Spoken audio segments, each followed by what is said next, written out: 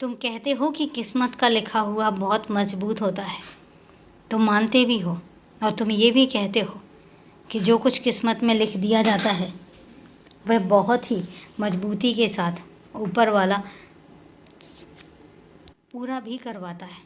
लेकिन मैं एक बात तुमसे कहता हूँ, किस्मत में लिखा होता है, लेकिन इसके बावजूद भी तुम्हारे कुछ कर्म ऐसे होते हैं जो तुम्हारी किस्मत में लिखे हुए को भी बदल देते हैं वो चीज़ें जो तुम्हारी किस्मत में लिखी जा चुकी हैं।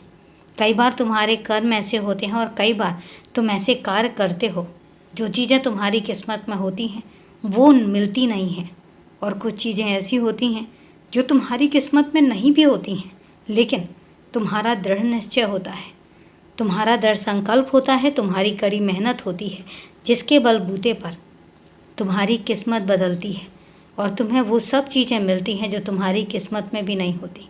और मैं एक बात तुमसे कहता हूँ कि जो मेरे बच्चे होते हैं मुझसे अगर एक बार कह देते हैं तो इसके बाद फिर मेरी जिम्मेदारी बनती है कि मैं उन तक उस सामान को कैसे पहुँचाऊँ, उस चीज़ को कैसे पहुँचाऊँ या उन लोगों को कैसे पहुँचाऊँ जिसकी मेरे बच्चे को ज़रूरत है। और एक बात तुमसे कहता हूँ कि कभी भी अगर तुम्हें कोई भी कुछ भी करने को कहता है तो पहले उसको करने से पहले बहुत बार सोचो, उसके नकारात्मक और सकारात्मक पहलुओं के बारे में भी सोचो।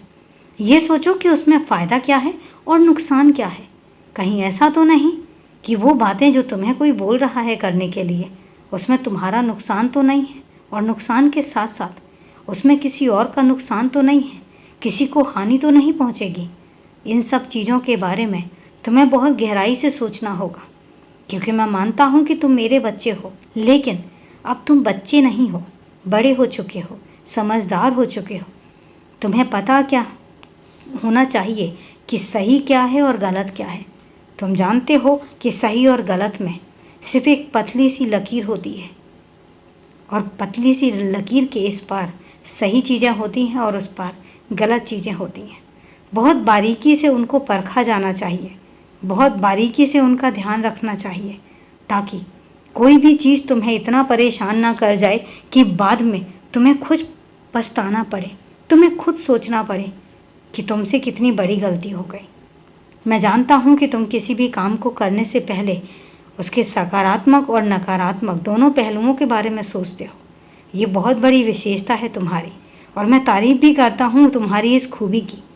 लेकिन उसके बावजूद भी कई बार ऐसा होता है कि जहाँ पर तुम्हें लगे कि ये सकारात्मक है, लेकिन वहाँ पर बहुत सारी कमियाँ महसूस होंगी, बहुत सारी कमियाँ तुम्हें पता भी चलेंगी। इसलिए गौर से सोचो, और तब भी कुछ समझ ना आए तो कुछ मत करो, मेरे पास आकर बैठो, मुझसे अपनी समस्या कहो और समाधान मैं तुम्हें दूंगा। और एक बात तुमसे कहता हूँ कि जिन चीज़ों को तुम परेशानी से देख रहे हो वो चीज़ें हैं ही नहीं, कोई परेशानी नहीं है। खुश रहो, हमेशा खुश रहो।